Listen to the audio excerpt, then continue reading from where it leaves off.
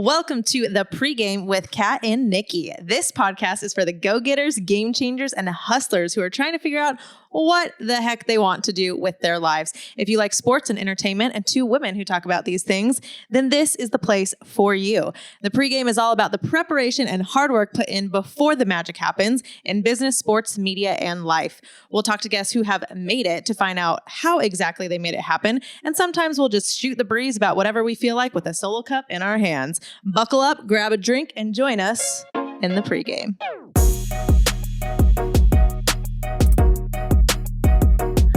Wow, we lifted the cup at the exact same time. That was so good. That was so good. For whoever's like watching this, I hope you enjoyed that. That was impressive. Also, Nikki wrote that, I would say in 10 seconds. Really impressive. I mean, really impressive. That's why they pay me the big bucks. Not really. But yeah, I mean, that's why I do what I do, because I'm able to come up with scripts on the fly. And that's actually really good. Yeah. That's what you do too. I would say I don't do that really well. I'm not a good writer. I am a good talker and voicer. Well, and that's what I mean. You figure out what to say in a moment's notice. That's what you have to do in our jobs. Totally. I'm very impressed by you that you can put them into words. I feel like that is a weakness of mine that I would like to grow into a strength, is actually writing it down versus I can think of things really quickly and say them. But if I put them on paper, most of the time it just sounds so dumb, but it's okay. No, but you can, you know what? You can work on it, because what's funny is I was very shy growing up. Yeah. So I think I was a better writer growing up. Mm-hmm. And then in turn, I just forced myself on camera. Mm-hmm. And then I'm becoming a better person on camera and a better talker, a better speaker. But I started out as a writer. Yeah. And so you can start out as a speaker and turn into a writer. There we go. There's always a path. Well, there's always a path. Okay. And we're talking about paths. Since we're talking about it, what a great segue. This is great. Okay. So great segue into who we are and our journey and path to where we got where we are. Uh-huh. So you are the on-court host for the Sacramento Kings. Correct. How did you get there? Tell everyone who is Kat. Well, should we start when I was 3 years old, when my mom told me to shut up because I talked so much that I was literally jumping off the walls. I'm serious. My mom always told me, she's like, I just always knew you're going to be in some sort of entertainment industry because you would just not stop talking. And I was always a ball of energy. So I get asked that question all the time. Do you always have that energy, or is that something that you just, go on the court and that's your thing and you're just like a personality? I would say I'm the exact same person on the court and off the court, on the camera and off the camera. I can attest to that. Can you? She's a ball of energy 24/7 and I love it. All the time. It's always been, I literally have a video of me when I was a gymnast at 5 years old, and everyone's in line. Like, gymnastics is serious stuff, and everyone just stands in line really, calmly. I have a video and I'm going like this. I'm jumping like nonstop. My mom was like, what is she doing? So I think my energy isn't something where, how can I have your energy? It's just my personality. I'm not trying to act a certain way. It's just how I am. We were definitely opposite kids growing up. 100%. I was the quiet girl in gymnastics, like so shy. I was so shy. Yeah. Were you an only child? Yes. Yo, I guessed it. I am the oldest of 5. Oh, this makes so much sense. You see what I mean? Like, I kind of like ran stuff at home. Mm-hmm. I was like Angelica. From Angelica? Yeah, like from that kids show. What is it? Rugrats. I was Angelica. I was about to say Hey Arnold, and I was like, that's so wrong. No. I was Angelica, like the one that was kind of, I wasn't a bully, but I was just kind of like, I was the older one. So I was like, this is what we're going to do. And I was always leading. And I was always loud and annoying. So, okay. Anyways, so that's, I think just from the get-go, I just always had energy. I did gymnastics. I was a dancer. So I always did things that I was performing in front of people. Side note, speaking of gymnastics, when did you have to quit? Because you're very tall. And gymnasts are not tall people. I know. I was forced to quit, basically. When did you get that depressing news that, hey, you're too tall for the... Ironically, I never quit. My coaches moved back to Bulgaria. Yeah, I know. I was like super intense gymnast. I've always, anything that I put Were my you mind like to. about to go to the Olympics? If they were from Bulgaria, that's like some serious One of my business. coaches were Olympic. At least she told us. I don't actually know. You know what I'm saying? Like now thinking back to it when I was 5 years old, I was like, yes, she was a gold medalist. Hey, you may do some research now and find out that you're actually part of the Bulgarian mafia. Ani Stoyan, if I find you, you lied to me, I'll hunt you down. But no, I started gymnastics when I was 3 and then I stopped when I was 12. So it was right before the growth spurt. And I mean, I shot up. So I was little. I wasn't ever like a tall kid, I would say. And then I shot up in the end of middle school, high school. And then now I'm 5'10", guys. So I'm She's gigantic. Tall. That's the first thing we said when we met each other in person. We're like, you're tall. We were both like, hey, you're tall. It's so nice. It is. So nice. Anyway, so gymnastics, dancing, I realized there was always something in front of people. I feel like I still have this small, little, tiny goal of like acting. Like even like when I know it's me too. Really. I'm telling you, it's like a performance thing. It's something that I've never acted on. We got to put a song. That was a really big. It could have just been but you went all out. Okay. Anyways, so I never knew what I wanted to do. I went to college at the JC in Napa for my first year, and I just did a business because that's what most people did. It was like, I'm gonna be a business person. So I did generic enough to figure it out. Exactly. So then after that, I tried out to be a Sacramento Kings dancer. And so I made the team when I was 18 years old, which I know. Is that young? So young. Very young. Very young. I think I was one of the first 18-year-olds to ever make the team. After that, there's a few young ones, but I was always very mature. I was the oldest of 5. My mom was one of 9. So they all had kids and I was kind of older. So I just naturally was always kind of like a leader. And so making the team at 18 was rare because usually most 18-year-olds are, kind of, they're still trying to find their way, which I was like ready to, kind of be in the workforce per se, because it never felt like a job to me. I did get paid and it was awesome. It was like the best college job in the whole entire world. No kidding. So yeah, I did that for 5 years. I did that, when I was on the team. I would say the second year I was on the team, I really got into bodybuilding. My coach at the time was like, I think you would be good at competing in a bikini competition. And this was before everyone wants to do bikini competitions now. Okay. This was when I think it was like 3 years after that category opened. So it was like, I'm making myself sound old. I know you are making yourself sound old, but you're really 28. not. I'm 28. I'm 28 years old. So this was 10 years ago. True. Dang. I know. I got wrinkles. Anyway, so she said, I think you'd be a good bodybuilder. And in that time, that was when I was trying to transition of like, well, what did I want to do? And so I did my first bodybuilding show at 19 and I was like, I'm really obsessed with fitness and health. And so I changed my major to nutrition. And so I stayed at the JC for 2 more years and I transferred to UC Davis and I got my bachelor's in clinical nutrition. And so I'm a nutritionist.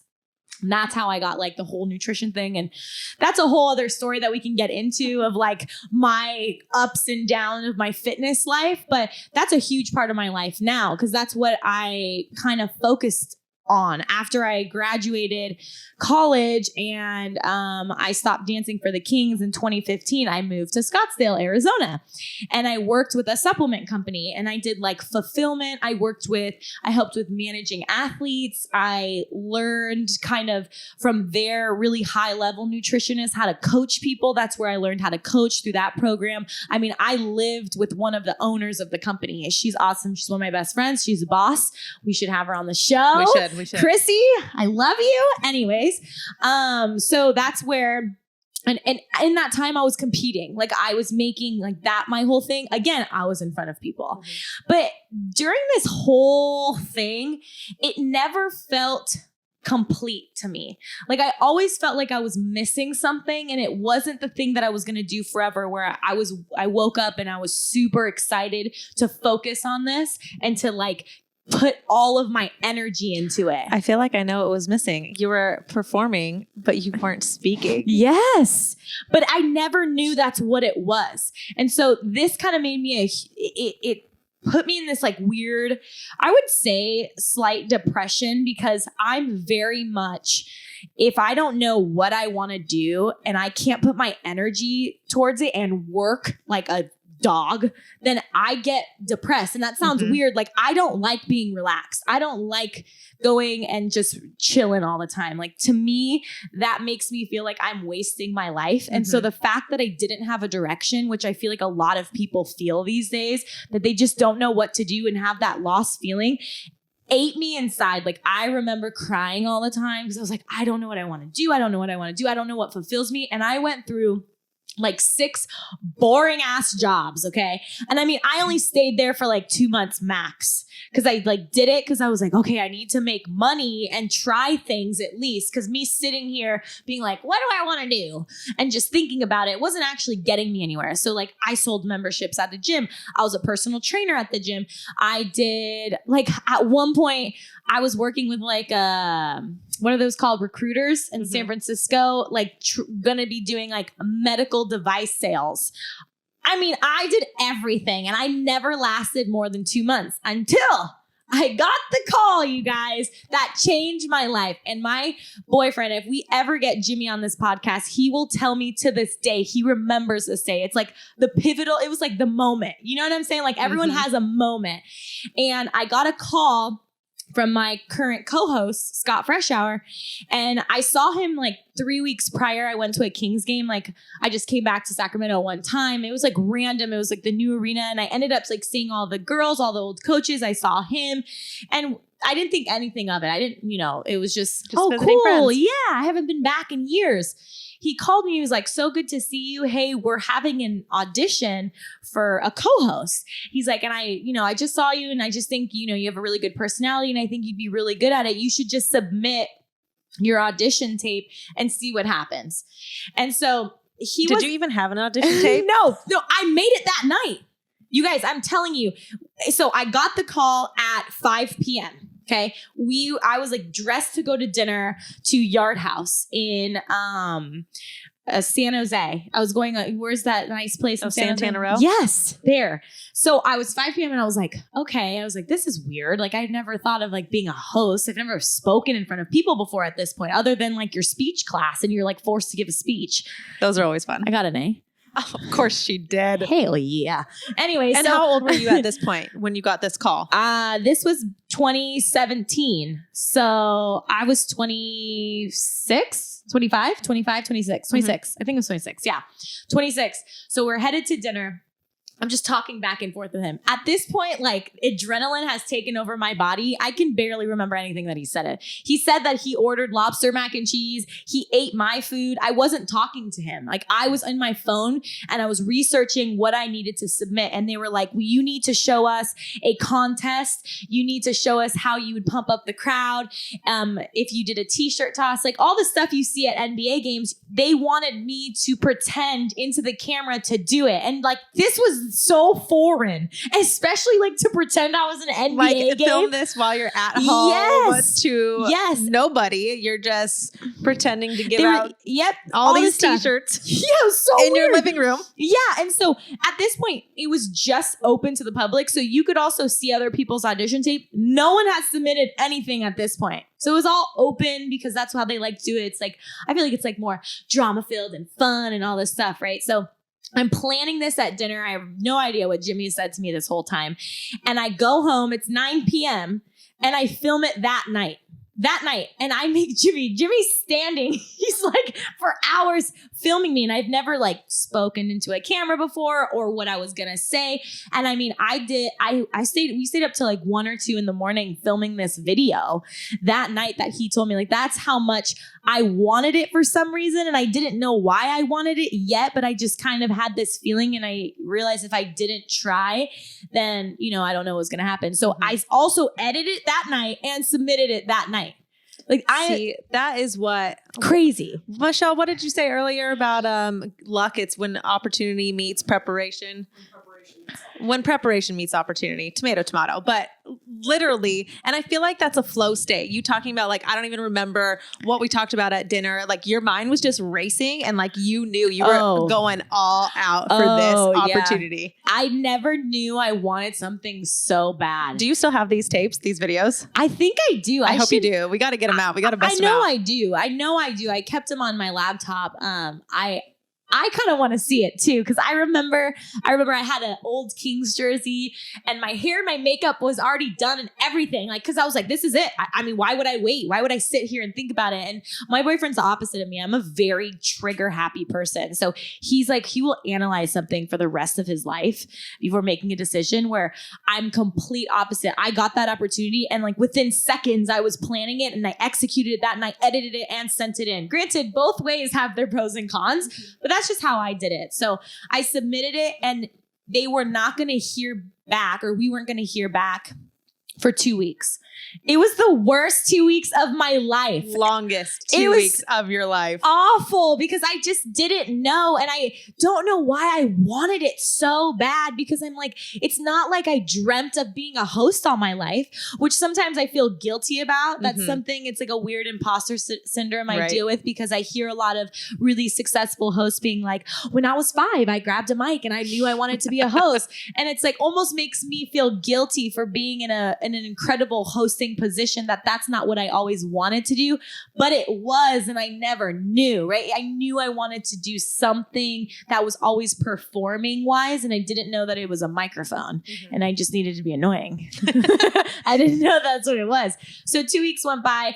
They chopped the hundreds of people that submitted, I think, into top 40, and they brought us in groups, and they had us audition in front of all the top executives in an empty arena. So that's frightening. It was the scariest thing of my life. It was 5 top executives.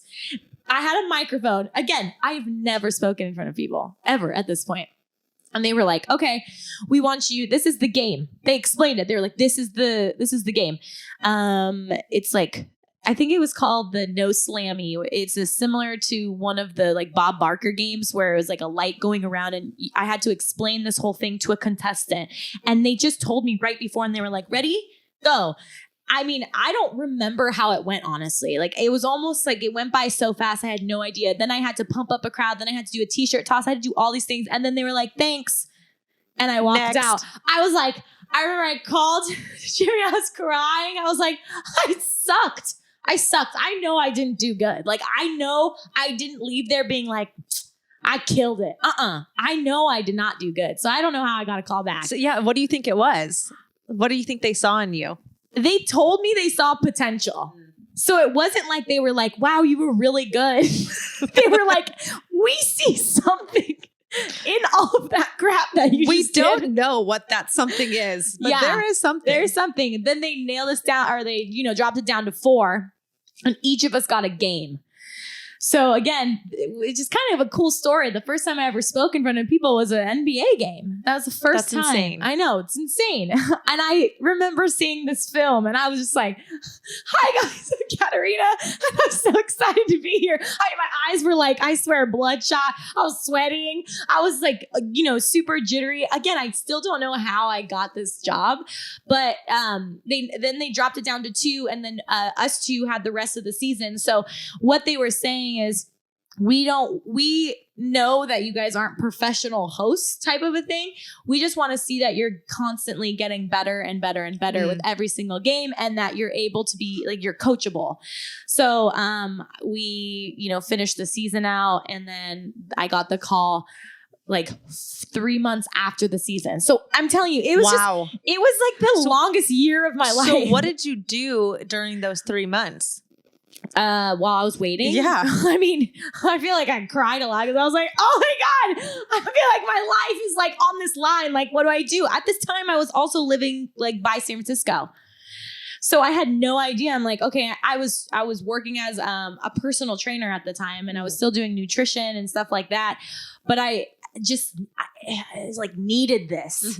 And you were traveling to every game then, living in San Francisco, making that commute. Every single game. Yeah. Luckily, I had family up here, so I would crash with them when I was doing a game. But it was just every time I had that mic in my hand, I never felt like I needed something else, which is what I've always felt in my life. And I'm like, wow, this is what I want more than anything. And I just want them to give me that shot to constantly improve.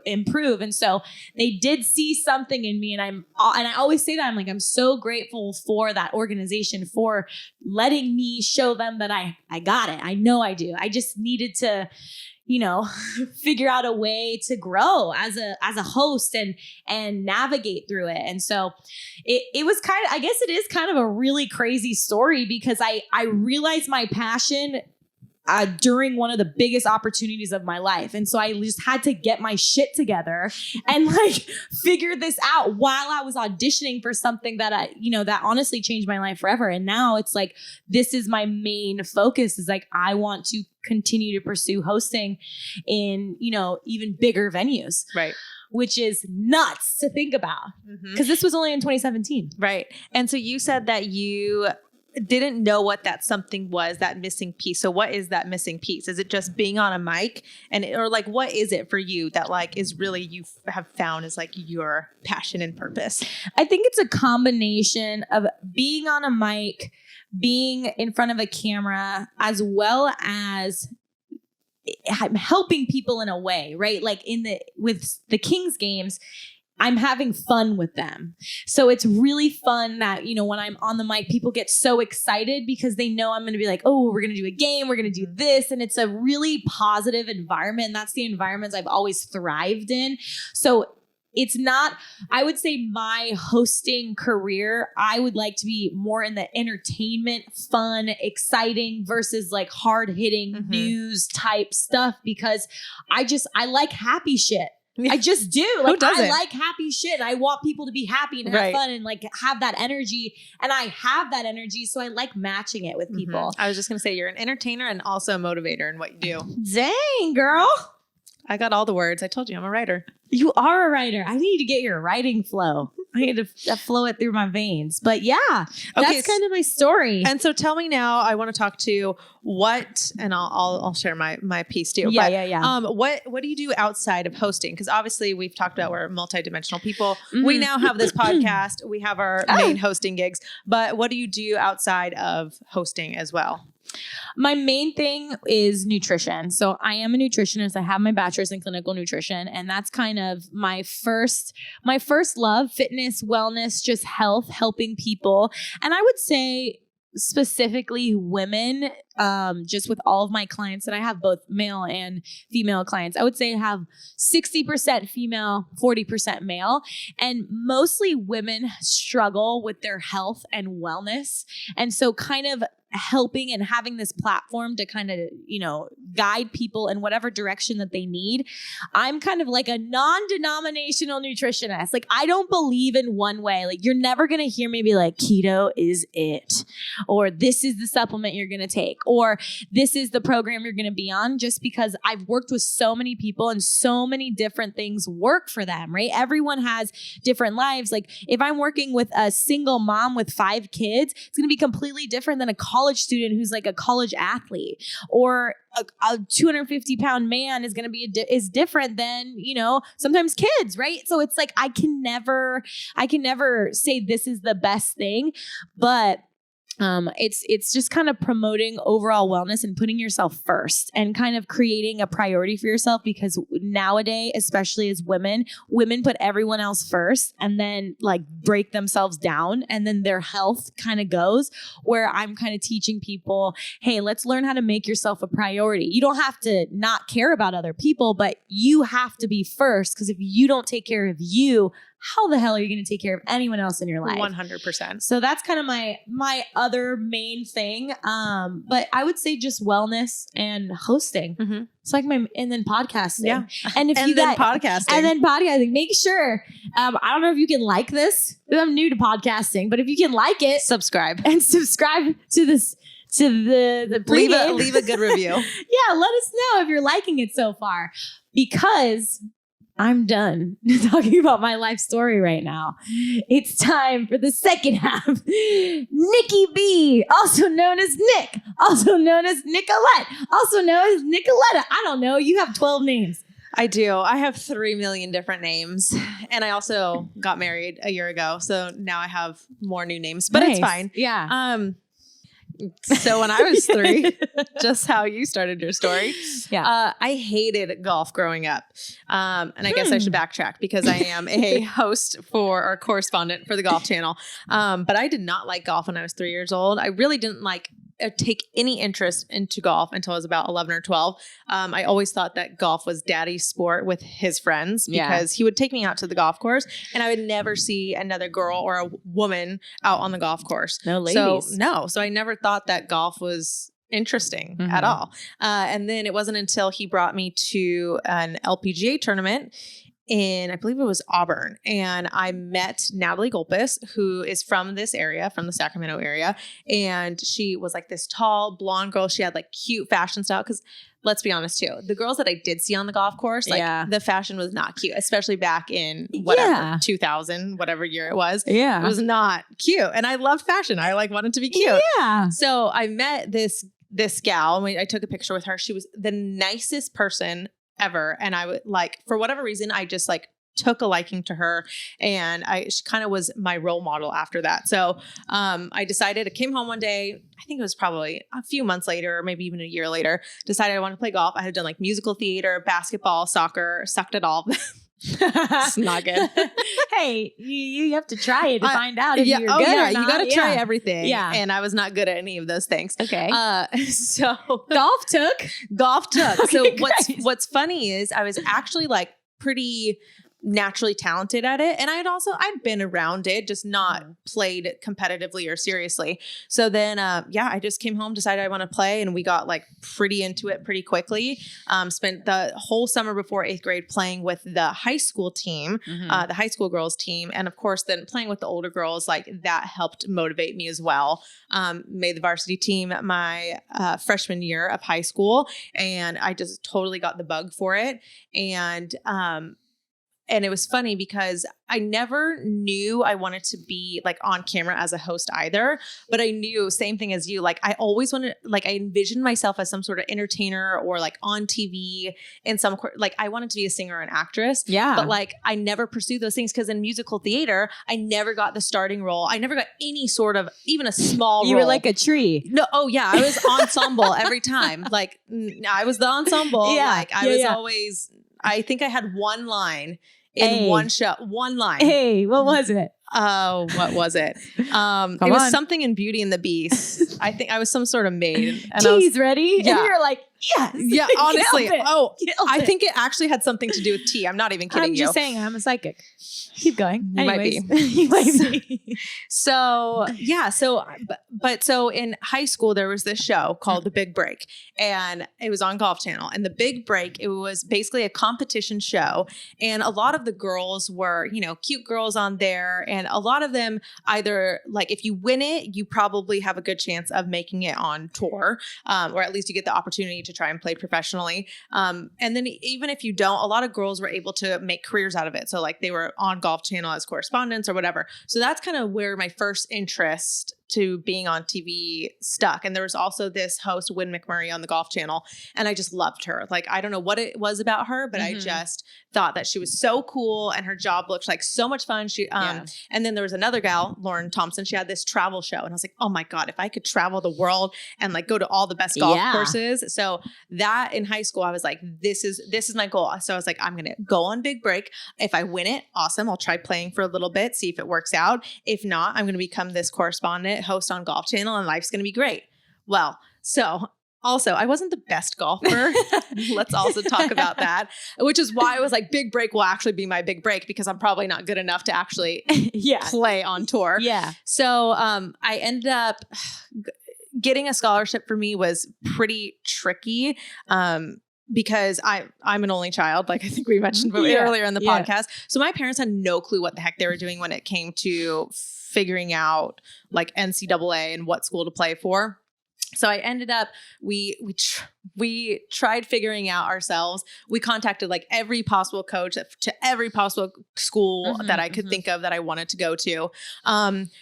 Ended up at good old Sacramento State, 30 minutes from my house. There you go, Sac State. But I will say, and I was totally disappointed because at the time it was more so of a commuter school, and it wasn't a dream by any means. Like I wanted to go away from home and play for a bigger school and have that college experience. But it ended up being the best college experience for me. And so, but what's funny is it was, I think, my junior year, The Big Break, that TV show, was cut from Golf Channel. Oh. No longer. And I literally was like, did you cry? Heart sunk. I was like, what am I going to do? My plan is ruined. Yeah. What am I going to do? I have to go to plan B. Yeah. So I ended up actually creating this little YouTube show with the athletics department because I was an intern for the Sacramento State athletics department. And it was called Go Green Army TV. And we would shoot these videos, like promo videos for the upcoming games. And so that's how I started that's awesome. getting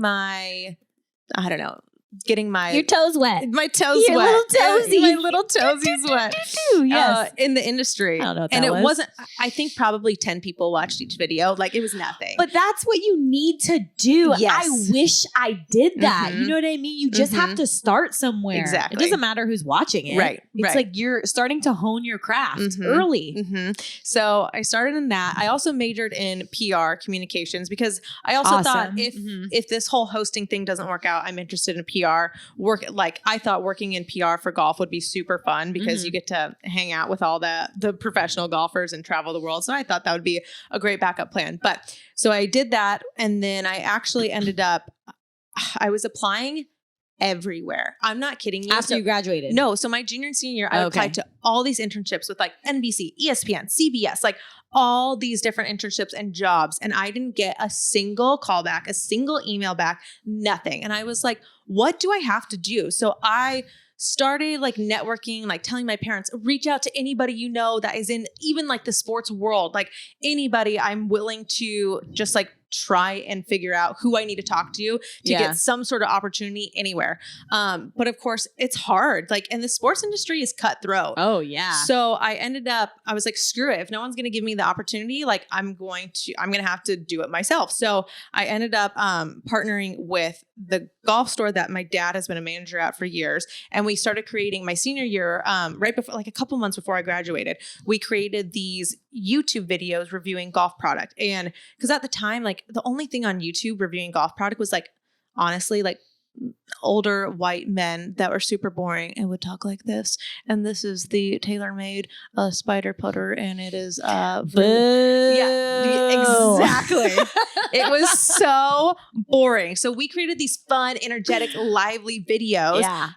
Because I was like a young, fun girl and like, there needs to be more of that in golf. So it was actually really fun. And it helped me get more experience. Like we were talking about, like writing scripts, coming up with content ideas, talking about products to deliver important information, but also, and this is rare at this time too. Right now, I feel like it's very saturated. Oh yeah. I'm not saying not to do that. I think that's a really great, way to start, but what would 2015? Yeah. I mean, YouTube was still a big thing, but it's not like, I feel like everyone has a YouTube channel now. That's that. Well, right and it's there. funny. I wish I kind of would have stuck with it Dude. because I would have been like a millionaire Hell YouTuber now. But whatever. It's okay. Everything happens for a reason. It does. We're going to, you want to sip? Yeah. There you go. We're going to sip to that. Everything happens for a reason. Listen to this song during this time. So anyway, so we started that and it was awesome. So it was a way for me to kind of build my resume on that. Cause I was like, if no one's going to give me the opportunity or give me a shot, even an internship where I'm not even on camera, like I'm going to have to do it myself. So I love that. I'm sorry for interrupting, but I'm totally the same way. I completely believe that if you somehow there's not an opportunity, that doesn't mean that you stop. No. You have to create something. Especially in today's world. Dude, everything is at your fingertips. Google is your best friend. If you don't know how to do something, freaking Google it or ask a friend. Be resourceful. Exactly. You can figure it out and don't blame it on everyone else not opening the door for you. You got to figure out how to like kick that door open yourself. Exactly. So you kicked it wide open, girl. I was like, bam. Yes. We just kicked the camera. If you're listening Go to our this. YouTube channel. You can see us kick the camera down. It's fine. It was fun. Okay. But Anyways. yeah, so I did that and I realized, okay, so now I have this. I'm starting to get into this. And that's when social media started blowing up with the whole influencer space. Totally. But I realized that was a good way for me to market those YouTube videos. So I created a blog, had the YouTube channel, created an Instagram, and Instagram is funny enough is what really took off. Not the YouTube videos, not the blog, but my Instagram account. And I think fitness influencers were starting to be a thing. And then golf and I think sports in general slowly followed. Golf is behind the times. So it kind of like took a while to catch up. But so yeah, that kind of just took off. And while that was all happening, I was working same as you, like all these different jobs. I was a property manager. So I had a free apartment, which was amazing. So I had a free apartment, but I was working this like 8 to 5 job that I didn't love. It was great. And it gave me such good job experience working with other people, customer service, but it wasn't my passion. It was not what I wanted to do. So I ended up leaving that once Did you excel in it too?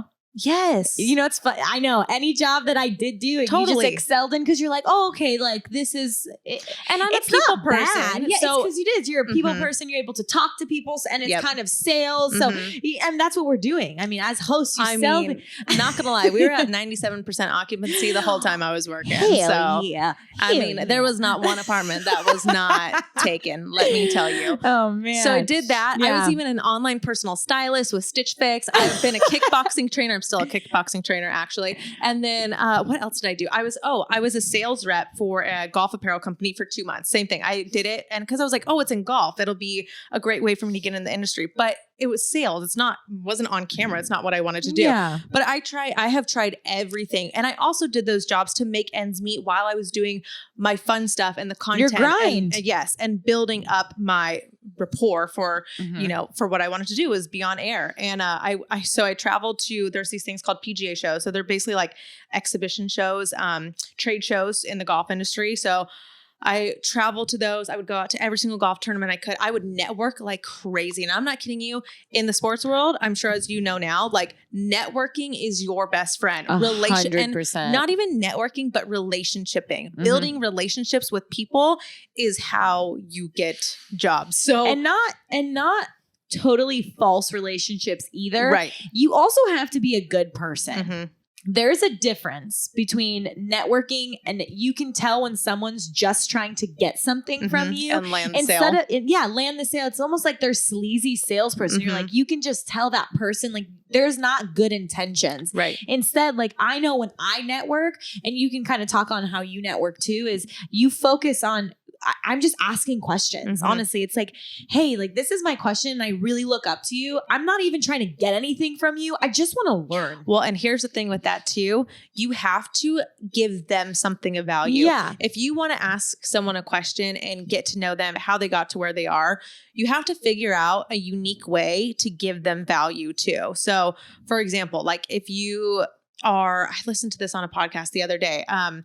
This gal had reached out to the host and she said, hey, just to let you know, like I'm a editor, like I edit people's copy. And she's like, I found all of these mistakes and here's what I charged for you. So like she went through her blog post and like found all the errors. And she was like, I would love to work for you and edit all your blog posts. And like, here's what I charge. And so she was done. And now she's been working for her for 4 years. It's crazy. So that's what you have to do. But so I was networking like crazy, ended up meeting people from the Golf Channel and I was like, holy crap. I was like, this is it. I knew. I had a feeling like in my gut when I was, and I met this gal, she was like a blonde gal. And what's funny is she was on the big break and she was working for Golf Channel. She was working kind of on the like digital social media side, not on camera, but more behind the scenes. And when I met her, I was like, I just knew that this was going to be it. So I kept that relationship for years. We did like some little fun projects, but nothing really where I was like actually on camera myself.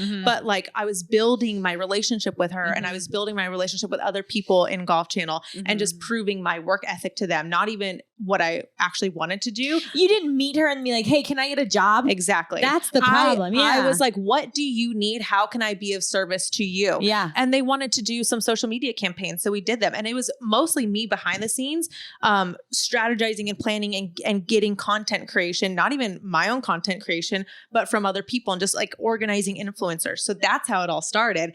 Then I think it was a year later, they called me, and then actually my friend who was in the car with me, and they said, hey, ladies, she was like, so we have a show, and we want you two to be on it. And I was like, oh my God. I was like, and in my head, I was like, this is my big break. Yeah. Like pun intended. Yeah. This is my big break. Yeah. And so it was, I think, I forget when it happened, but then we were filming like a couple months later. And Shopmakers was basically, it was a different show. To be honest, it wasn't as successful as Big Break. They've only had one season, but hey, you know what happened? I won that season. Yeah. So I'm the one and only winner of Shopmakers on Golf Channel. That is my claim to fame. Can you sign my whiteboard for me so I can keep it for the rest of my life? I will. But then from winning Shopmakers and being on the show, obviously I was on TV on I think it was 8 episodes, and I was able to prove how well I could do on camera. So after it aired in April, and then a couple months later, they asked me to work the American Century Championship in July. And then that's how I ended up getting my job at Golf Channel. And so it's been a long and crazy process. Yeah. And it's definitely not very linear at all. Yeah. No. But I did everything I could to get there, and I had to take matters into my own hands at times.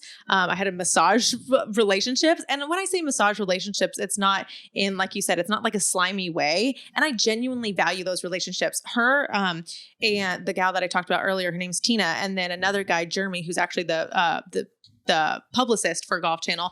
Those two, and there was a couple others, but those two were the ones that believed in me so strongly. Yeah. And I am so grateful for them, because if it wasn't for them believing in me and pushing for me, I wouldn't have my job that I have today. So, and now I absolutely love it. But I mean, I work my butt off to keep it and to have it. And a lot of people always say, like, how do you have the job that you have? And I'm like, well, it's a lot of freaking work. It's not like I just show up and like look cute on camera. Like, I have to do my research. Like, I'm at home researching all these players and all these events and all these different people. And that way I know everything like the back of my hand. So come game time, when I have to interview someone or when I have to be on site coming up with content ideas, I know what I'm doing. Yeah, no, it's a lot of work. And I think people think that you just show up and you're just like, hi, my name's this. And you're just going to do, and mine's a little less intensive than yours, where you do have to know the players. You do have to know the game. You can't really slip up because it could be offensive. Right. Right. And I think one thing that you said, which I think is very similar to something that I did, and I think a lot of just people that are successful in different industries, was that you didn't sit there and just say, this is what I want, and hope it comes to you, right? You literally went to trade shows. You left. You were putting yourself out there and trying all these different things, right? You created your own YouTube show. You did the Instagram thing. You worked all these different jobs. You were networking, and it wasn't a network, and then it happened for you. And if it didn't, you just gave up and walked away from it. It was a constant grind. Same thing for, I got the job with Kings,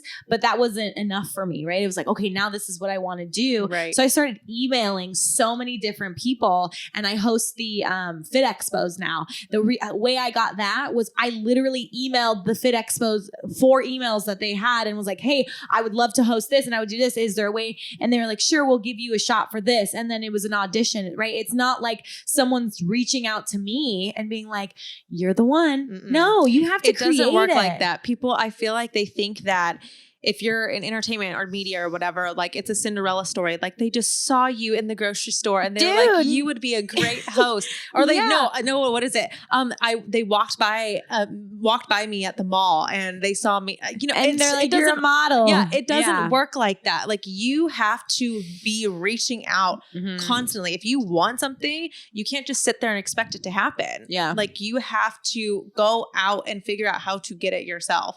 And you have to figure out who you got to talk to. I mean, that's a big part of it. I mean, I'm even struggling with that right now.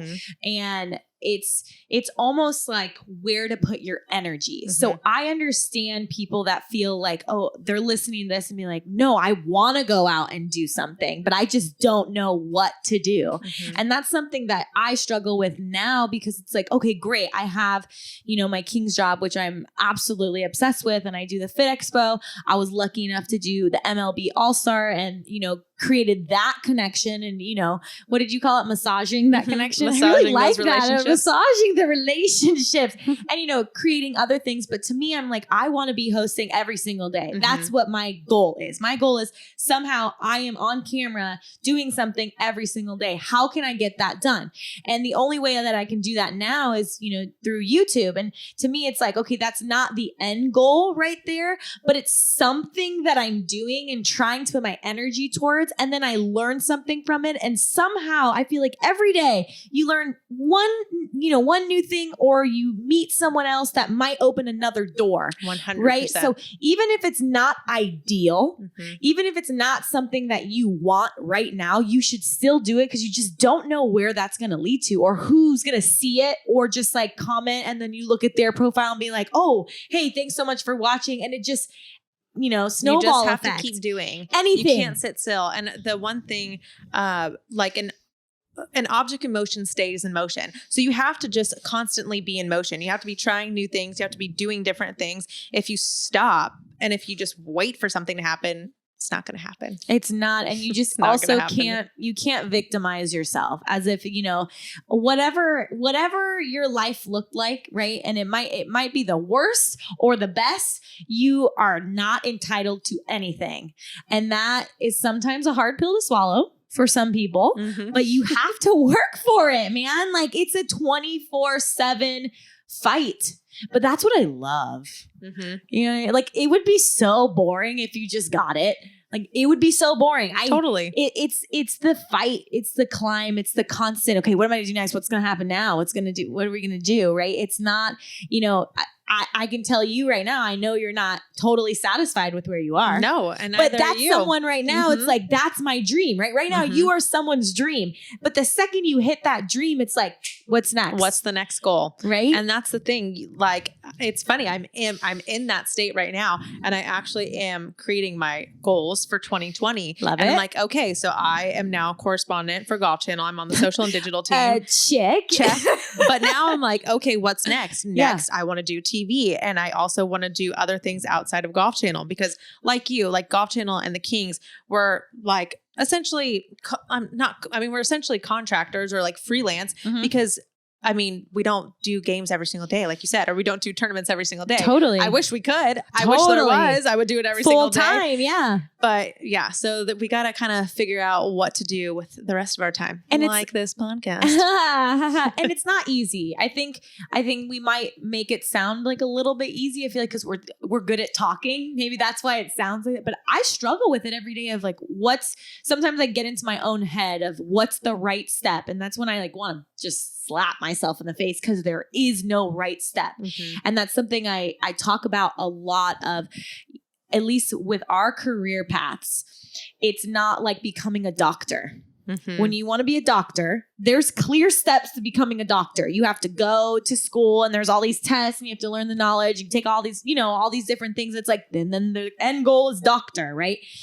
Ours is, there's so many different paths, so many different avenues. And there's so much room for growth. Yeah. And it's scary. It's really scary because it's because failure, you can see it, right? It's like always like there. You're like, and you're like constantly like dodging it. If you're not watching this, I'm dodging it. Like she looks like the Matrix. Yeah, I am. But at the same time, like it's also what motivates you too, because it's like I know I'm not gonna fail because I know. I don't care if anyone else knows. Because I know.